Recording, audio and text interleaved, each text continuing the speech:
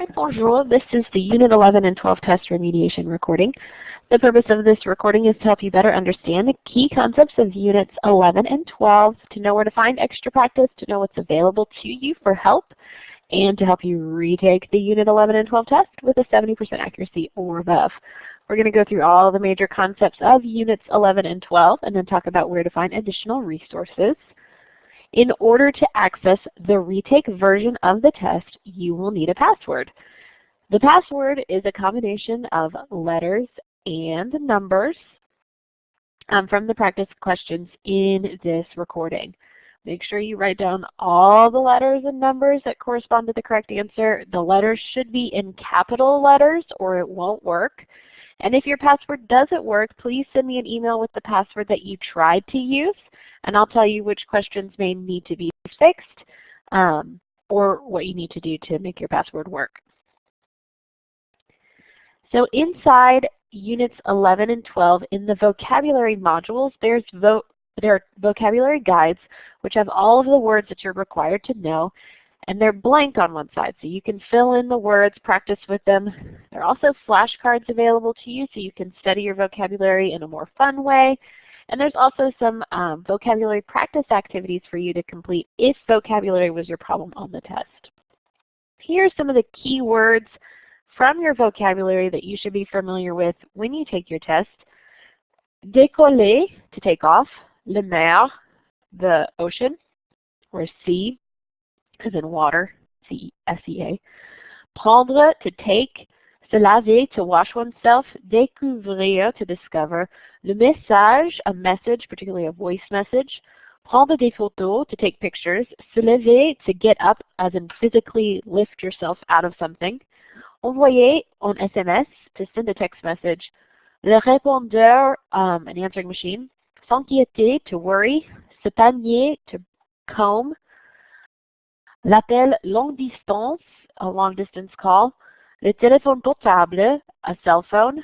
Se baigner, to take a bath. Se préparer, to prepare oneself or to get ready. La clé, the key. La valise, suitcases. Se blesser, to hurt oneself. This is not to bless, this is to hurt, so kind of the opposite meaning.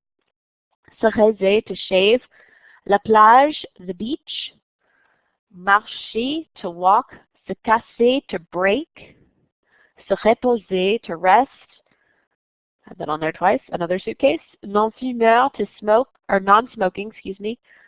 Se doucher, to take a shower. Se réveiller, to wake up. Le billet, a ticket, as in a ticket you need to go somewhere, like airplane, train, etc. Theater. Partir, to leave. Se fâcher, to get upset, to get angry. And voyager, to travel. So, read the description of this hotel and answer the question that follows. What type of rooms does this hotel have?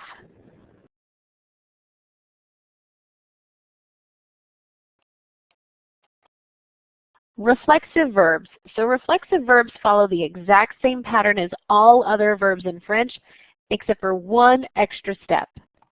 And that is that the reflexive pronoun has to be there, for one, and two, it has to agree with the subject. So you can see three example regular reflexive verbs in the charts. There's an ER verb, an IR verb, and an RE verb. You can see the endings highlighted for how they're formed. So you follow the same process as you would for any other regular French present tense verb, but you'll notice in this chart we're adding these reflexive pronouns, and these are the reflexive pronouns that go with each of the subjects. So your steps to conjugating a regular reflexive verb. First, you need to know what verb you're doing. So let's say I wanted to say, I am washing my hands. So I'm using je and se laver as my verb. So we're going to identify the verb stem. The verb stem is the verb minus the ER, IR, or RE ending. So in the case of se laver, our verb stem is se lave. No ER at the end. Identify the subject. I want the je form. I'm going to talk about myself. Identify the ending for that subject. Well, laver is an ER verb, so that's these. Je, we're adding just the letter E for an ER verb. So that's my ending for je. And then I'm going to add that verb to the stem. So I have se lave. I've added that ending to the stem. Sorry, I said that wrong. Se lave. But this is not done. We are not done with this verb because this reflexive pronoun does not agree with our subject. The subject is je, so the reflexive pronoun has to be me. I cannot use je se lave. That doesn't make sense. It doesn't work. It's a completely nonsense. Je me lave makes sense.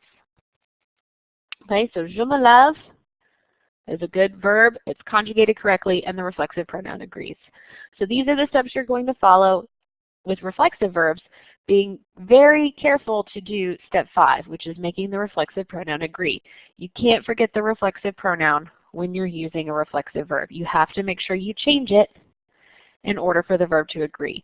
So if on your test those were some of the questions you missed, maybe you picked the answer that was still se or with the reflexive verb, even though the subject was tu or vous or je or nous, that's where you need to make your change. That's the error that you made, is that reflexive pronoun did not change. So make sure that your reflexive pronoun agrees with the subject.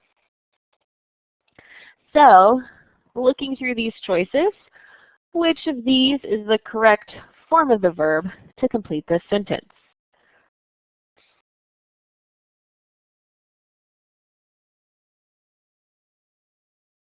An easy one there. I didn't even ask you to do the pronoun. Futur proche. The futur proche is used to talk about the near future. That's what that literally means. So it's used to talk about what is going to happen. The formula for le futur proche is the subject plus a form of the verb aller, which means to go, and an infinitive. So subject, the correct form of aller, and an infinitive. This is very similar to what we do in English. In English, we say to be going to do something, so we kind of use a progressive form of the verb to go. However, in French, that's not the way it works. They just use the present tense of aller. So the verb to be is not used, even though that's how we translate it in English. We say things like, I am going to travel, or we are going to eat, or she is going to sleep, or whatever it is. We're not using any forms of to be. We're just using the form of aller and an infinitive. So make sure you're doing that. Don't do anything else. So je vais voyager literally translates to I am going to travel. Vais means to be going. I am going. That's what that verb means. Je vais is I am going. It also is I go. It has both meanings. Nous allons manger. We are going to eat. Okay, so you can see how those are formed versus how they're translated. Look at all these words English adds for no reason. So, je vais voyager, 3 words. Nous allons manger, 3 words. So simple. Okay, so let's look at changing a sentence from the simple present to le futur proche. So, je joue au piano. Instead of joue, we want to change that to an infinitive. So, jouer. Then we're going to add our present tense form of the verb aller in the je form, which is vais. I am going to play the piano. Same thing for this one. Instead of étudiant, I want the infinitive. And then I'm going to change étudiant, or I'm going to add, the nous form of the verb aller, which is allons. Instead of manger, I'm going to use the infinitive, and I'm going to add the form of aller. Instead of utiliser, I'm going to use the infinitive, and I'm going to add the vous form of aller. Instead of voyage, I'm going to use the infinitive, and I'm going to add the il form of aller, vont. So here you can see all of those changed into le futur proche. All I did was change the verb to an infinitive and add the correct form of aller. If while you were putting these in the futur proche on your test, you added an extra verb, or you left this verb unconjugated, or you didn't conjugate aller, that's where you need to make your change, is make sure you have the correct form of the verb aller and an infinitive. So remember this formula here. It goes subject, form of aller, and then infinitive. So, using your knowledge of le futur proche, see if you can choose the best answer to this question.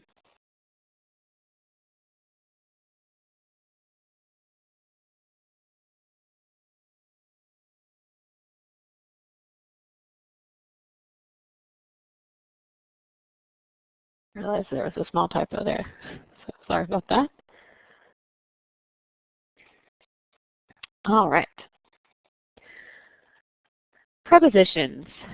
Depending on the type of place you're going to or coming from, your forms of these prepositions to and from will change. So depending on whether it's a city, whether it's plural, whether it starts with a vowel, whether it's feminine, or whether it's masculine, you'll use different forms of each of these prepositions.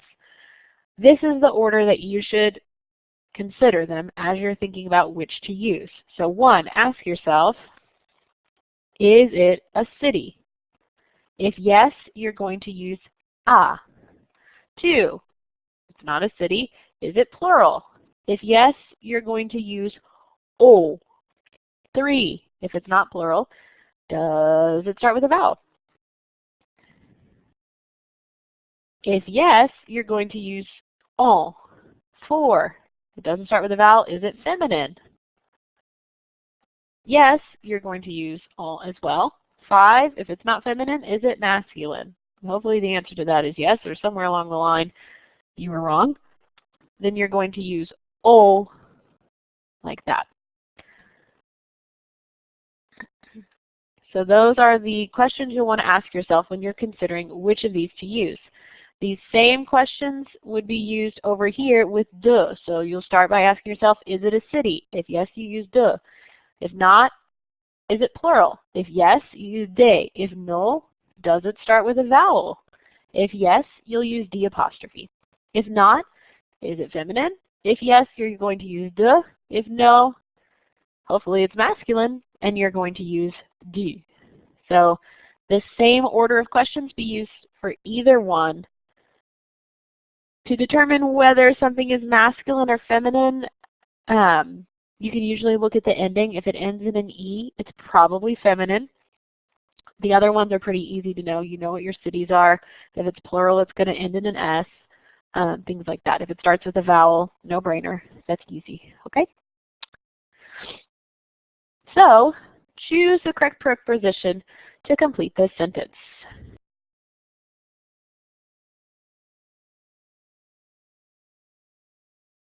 And lastly, we're going to talk about culture. So, La Réunion, I know it's been a while since we talked about that, has 2 main styles of music. There's Maloya and Sega. Sega has a catchy tune. It's a little more upbeat in its tone, not necessarily its rhythm.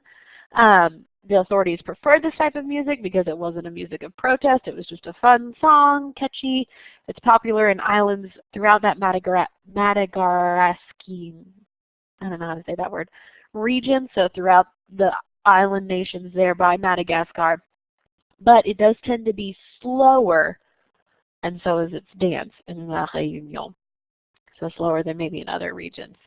Maloya was a song that originated with slaves, and was a song of lament and protest against the authorities, so it was banned until like the 1960s. And it also has a dance that goes along with it. Both can be sung in Creole. Maloya is usually always in Creole, and it's mainly accompanied by percussions, like drums. Belgium, the other country we talked about in this little chunk of a unit, so this was Unit 11, this is Unit 12 culture. It's located towards the northeast of France. There are 2 main people groups represented in Belgium. There's the Walloon and the Flemish. The Walloon are French-speaking people. They live towards the south because that's where France is. The Flems, the Flemish people, live towards the north because that border is shared with the Netherlands, which is where Dutch is spoken. So the Dutch-speaking people live near the Dutch-speaking country. The French-speaking people live near the French-speaking country. Pretty straightforward. Brussels is the capital. It's in the middle, and it's both languages are represented there and are used and are spoken. And the people of Belgium really enjoy comics called bande dessinée, and especially in the Walloon parts, and they're usually French language comics. All right, so I am going to read something to you, and you are going to tell me if it is a phone number, a birth year, an age, or a date. Listen carefully. 01, 03, 74, 46, 20. 01, 03, 74, 46, 20.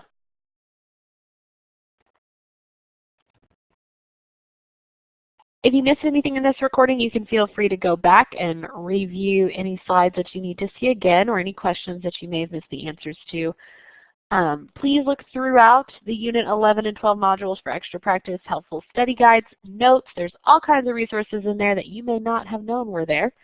The Magic Calendar has all kinds of CC recordings. Maybe doing the ticket out the doors, the mastery activities for the days that you missed would be a helpful thing for you to do to remediate some of this as well. And then the study guide has practice reading and listening questions to help you. And of course, if you need more, you can come to the Raise Your Grade sessions Tuesday through Friday at 12:30. Merci.